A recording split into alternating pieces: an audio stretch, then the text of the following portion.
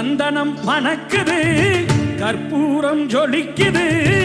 சந்தனம் மணக்குது, கற்பூரம் ஜொலிக்குது. கந்தகிரி கோயில் வந்தால் நன்மையெல்லாம் நடக்குது. கந்தகிரி கோயில் வந்தால் நன்மையெல்லாம் நடக்குது. சந்தனம் மணக்குது, கற்பூரம் ஜொலிக்குது.